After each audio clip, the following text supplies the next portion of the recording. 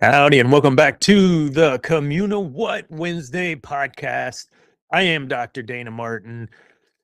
Usually we're live. We're not live today. This is pre-recorded. I want to prepare you now. Sometimes life steps in the way and says, no, what you think you're going to do, you're not going to do.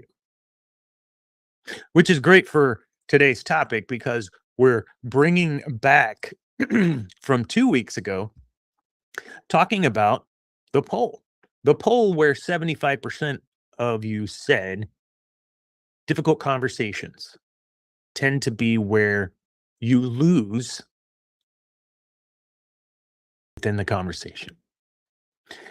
So, welcome back. Last week, we actually had a Communiwhat event. We had several attendees. It was super fun. We went over Everyone Communicates, Few Connect. That's from John Maxwell's book. And then we talked about how that was a piece of what led to the framework for Communiwhat. So if you remember that poll, where 75% of you said difficult conversations were the biggest barrier to effective communication at the workplace, like it wasn't even close, right? 3 out of every 4 people pointed to the same thing: difficult conversations. And I kept thinking about that after the show because saying difficult conversations is hard. Yes, that's true, but it doesn't get to the why. Why are those conversations hard? What makes them difficult? Why can I have a perfectly normal conversation with someone at 9 o'clock in the morning, and by 2 in the afternoon, I suddenly find myself rehearsing every sentence before I walk into their office? Why do we avoid some conversations? And why do we sometimes pull back or soften the delivery on others? Why do some conversations make our heart rate go up before we've even said the first word? And I think there's another question below all of that. And that's the question I want us to kind of look at today. It's not an easy question. What are you protecting? Many times, difficulty isn't simply the subject matter that we're discussing. It's what we think we might lose if the conversation doesn't go well. Perhaps I'm protecting a relationship. Maybe I'm protecting my reputation. Maybe I'm protecting my authority.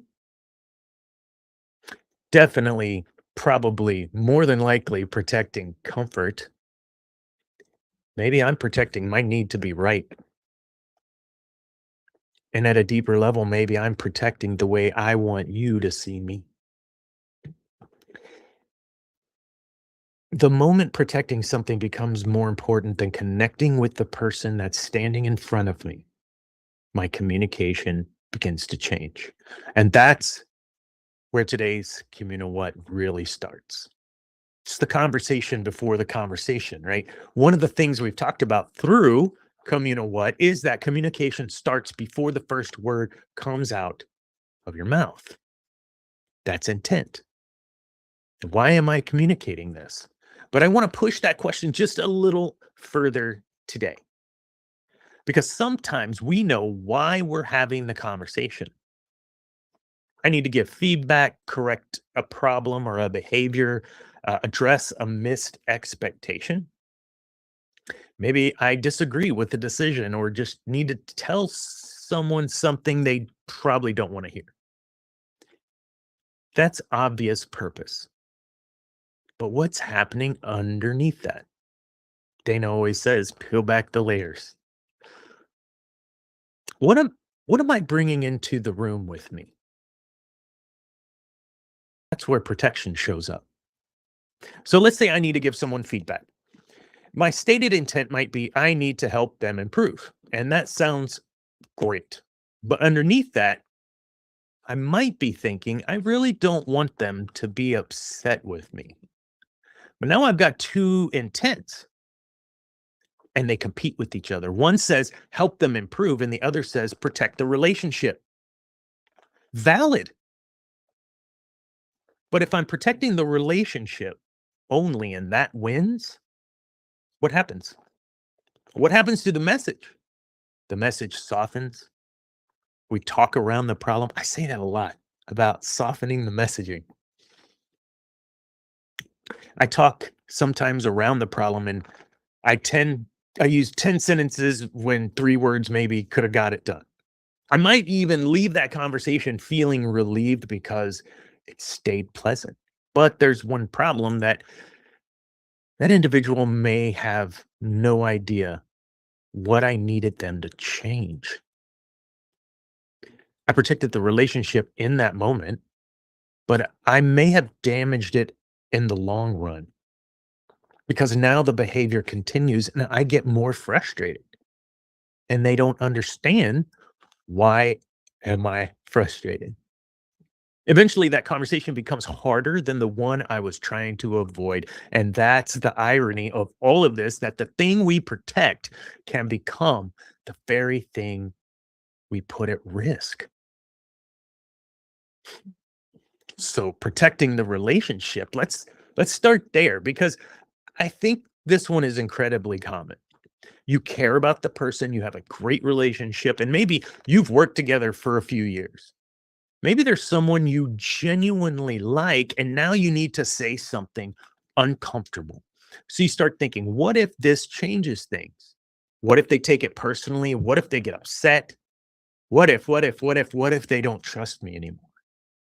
And those are real, valid concerns. But notice what can happen. Instead of asking, what does this person need from me? I start asking, how do I keep this from being uncomfortable? Those are not the same question. Connection is not the absence of discomfort. Sometimes connection requires enough trust to tell each other something difficult. And if the relationship can only survive when I tell you what you want to hear, that's not much of a relationship. And leadership works the very same way. Your job isn't to make every conversation comfortable. Your job is to make the conversation useful. That doesn't mean being harsh or curt. It means using clarity as an excuse for cruelty. What? No, I said that wrong. It doesn't mean using clarity as an excuse for cruelty. It means respecting the person enough to tell them what they need to know. There's a huge difference between preserving a relationship and avoiding a conversation. And sometimes the most relational thing you can do is have the conversation. Here's another one.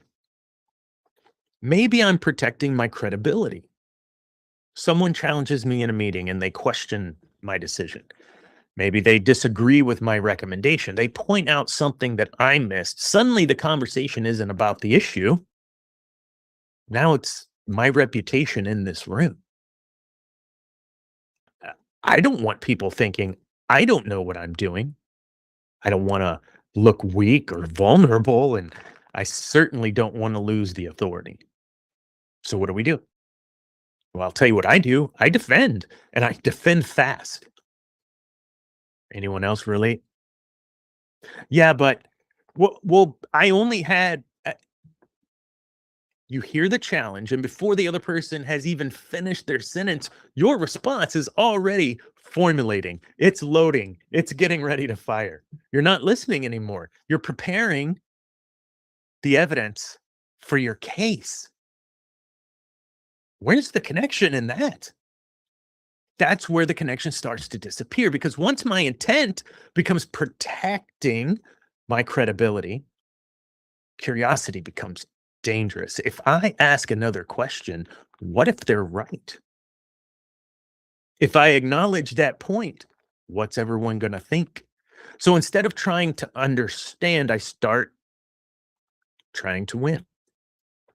But here's the problem: leaders don't lose credibility because they don't know everything. They lose credibility when they pretend they do. There's tremendous strength in the ability to confidently say, that's a good point. I had considered that. Help me understand what you're seeing.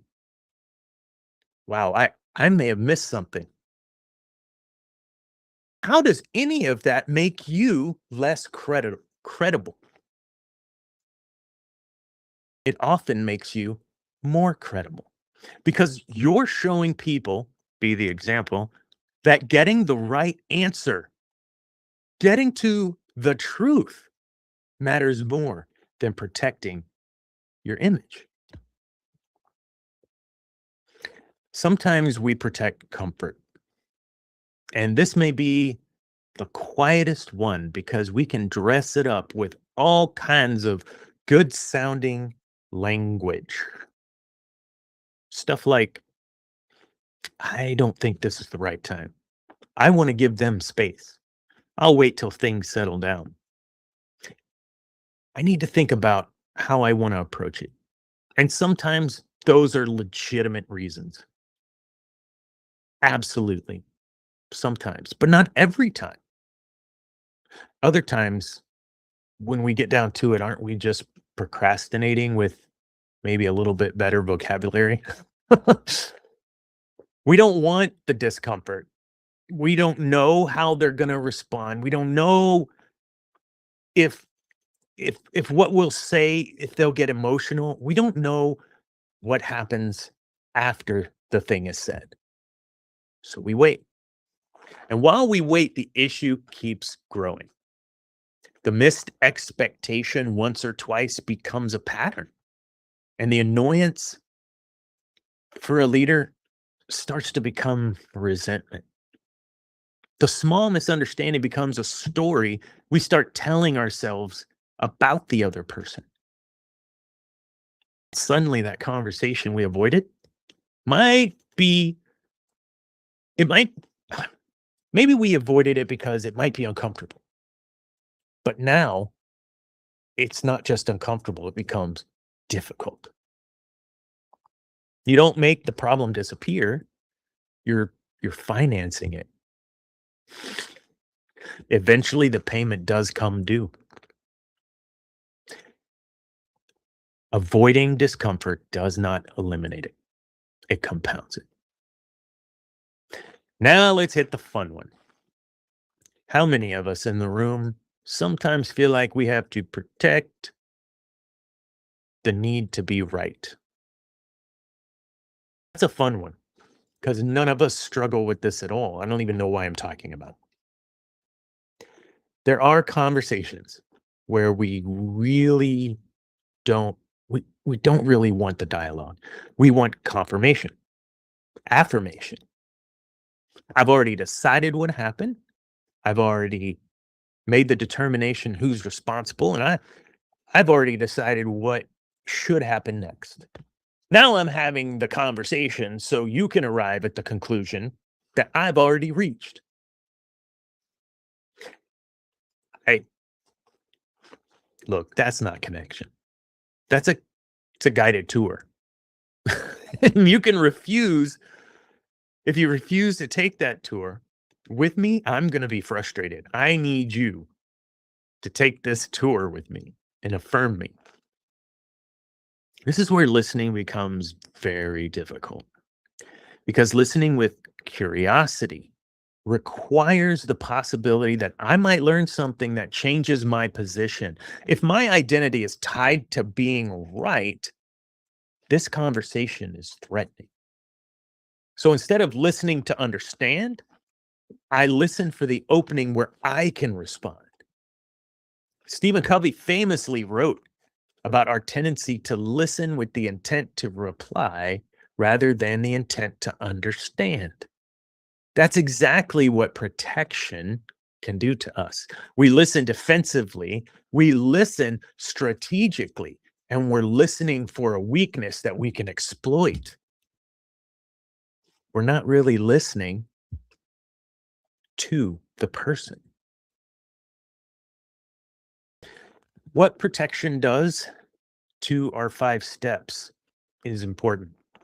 And this is where I want to bring Communiwhat back into the conversation because protection can interfere with every part of this framework. Intent. Start with intent. Why am I having this question? But add this for today. What am I trying to protect? If I'm protecting my reputation, my intent can shift from solving the problem to proving I'm right. And if I'm protecting the relationship, my intent can shift from helping the person to just trying to keep them comfortable. If I'm protecting myself from conflict, my intent can shift from addressing the issue to simply surviving the conversation. And that changes everything that follows. Context. Let's go to context. What does the other person need to understand this correctly? Protection makes context harder because I stop being curious about their perspective. I've already got my vision in my story, and certainly I've got my interpretation. And the more threatened I feel, the more certain I can become that my perspective is the perspective. The context requires that I ask, what do they know that I don't? What happened from where they're standing, from their perspective?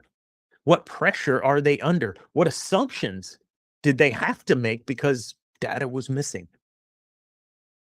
What did they hear that I didn't? I'm not saying their perspective automatically has made them right. What I'm saying is I can't connect with a perspective that I outright refuse to understand. Then there's clarity. Have I made this simple, specific, and actionable? If I'm protecting the relationship, clarity often disappears. We soft hit, we dance around what we actually need to say. Think about those phrases that we use all the time or that are used upon us. I just want to touch base. I've noticed a couple of things. Maybe we could think about sometimes that person just leaves like, that was a nice conversation.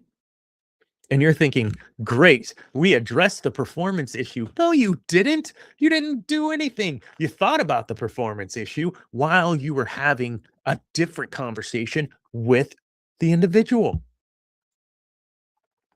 Clarity requires, at times, courage, not aggression. Courage, confirmation. Did they understand what I intended? Here's where protecting our comfort gets it knocks down the Jenga, right? We finally survived the conversation and we're ready to escape. So we ask, "Oh, I've said this a million times. Are we good?" What's their response? Yeah. All right, good. Done. Get out of the room. That's not confirmation. That's both of you mutual relief. The real confirmation, those questions can surface any misunderstanding. Those questions encourage a together growth. 5 minutes. That's the hope. Because 5 minutes on the front end saves 5 hours later. Lastly, we have control. This may be where protection becomes the most obvious. Control's where communication becomes leadership. And because eventually something in the conversation may threaten whatever you're trying to protect, they disagree, they push back, they get upset. Maybe they're questioning you and your character or your motives. They tell you flat out, no, no, no, you're wrong. Now you have the choice. Now you've been forced into a choice, but you have a choice. I like saying forced into a choice because the word force makes it sound like you're being pushed.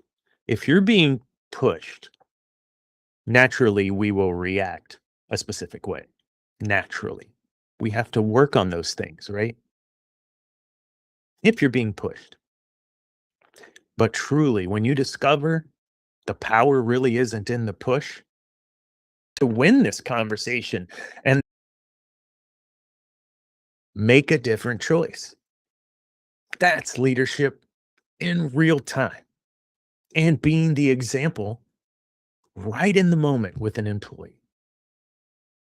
Now, the question that changes the conversation. This is very useful, practical. Write it down. This is a piece to keep in your toolbox. Before the next difficult conversation, don't only ask, what do I need to say? Ask the question, what am I trying to protect? And follow it with, is protecting is that helping the conversation or is it going to hurt it? Those two questions can change the entire thing. And maybe the answer is, I'm protecting the relationship. Good. But then ask, what does protecting this relationship require from me? You notice in everything, I've never said protecting the relationship is wrong or bad. What does protecting this relationship actually require from me? Maybe it's honesty, maybe it's clarity, maybe it's patience, listening, maybe it's having that conversation that you've been avoiding, and maybe you're protecting your credibility. What would real credibility look like here?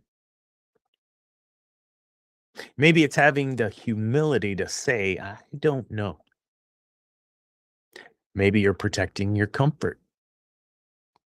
Ask the question, what is this avoidance costing me? Maybe you're protecting just being right.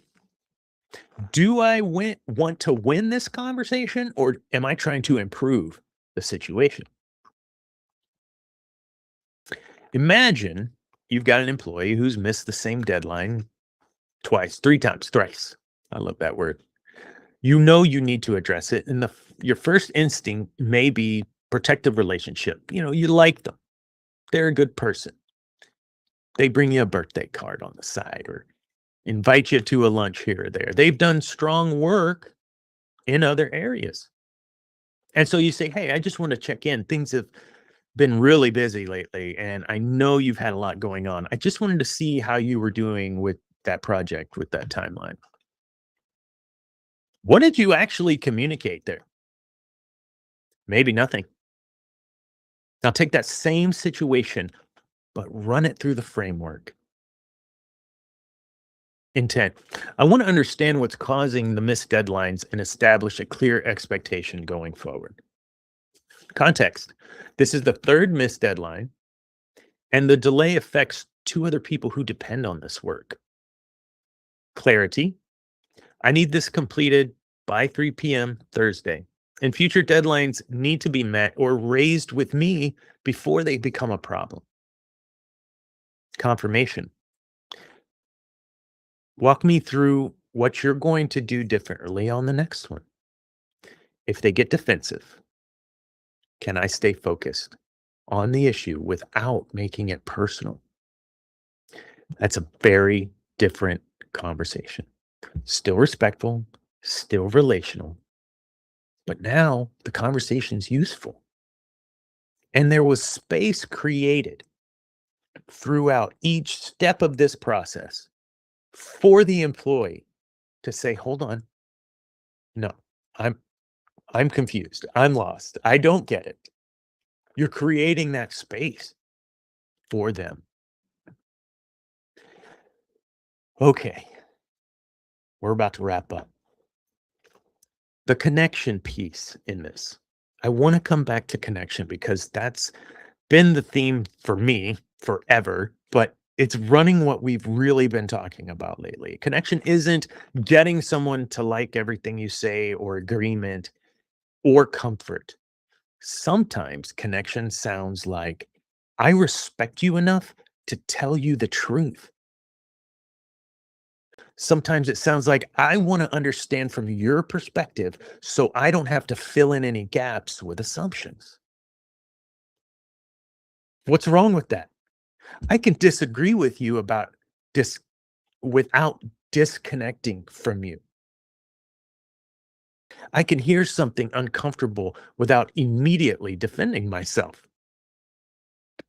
Those connection. But it takes intentionality. So I want you to think about a difficult conversation you have had recently, and maybe it was already one that you've had. Maybe you need to have one that you're avoiding right now, but don't think about what you're going to say yet. Ask yourself, what am I protecting? The relationship, reputation, comfort, authority, being right, something I haven't listed. And then ask, what is that protection causing me to do? Is that protection causing me to avoid flat out the conversation, soften, defend? Do I feel like I need to over explain, interrupt, reacting? All of those things come up and rear their ugly head with protection. And that's where the work is. It's always work. Because sometimes the biggest barrier to better communication isn't that other person, it's the thing that we are trying to protect.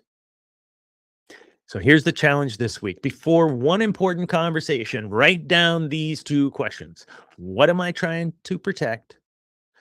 And is this helping me connect or keeping me from connecting? That's it.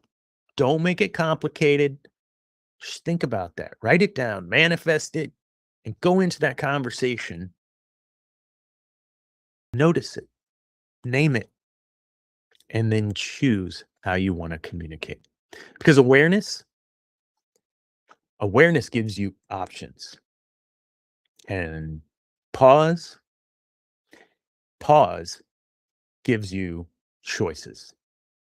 And when options and choices are available to you in a space, that gives you control. Last week, 2 weeks ago, you told me difficult conversations were the biggest barrier to effective workplace communications. I believe this is part of why.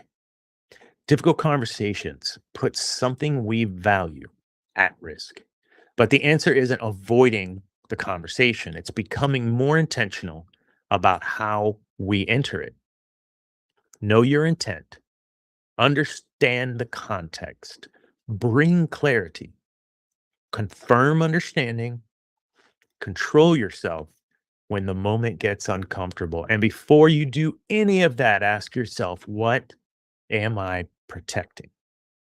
Because the moment protecting yourself becomes more important than understanding the other person, connection begins to disappear.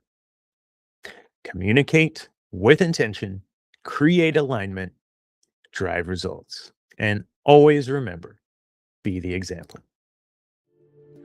You've been listening and watching Communiwhat Wednesday, a live podcast where we break down communication and try to fix it. So if this resonated with you, share it with someone who needs it. That's how we get better together.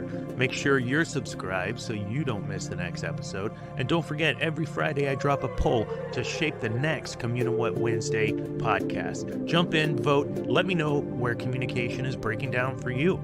You can always connect with me, find more resources, and work with me directly at my website, dmilm.com. And if you've got a thought, question, or a situation you want me to break down, drop it in the comments. I read them, I use them. I'm here for you. Communicate with intention, create alignment,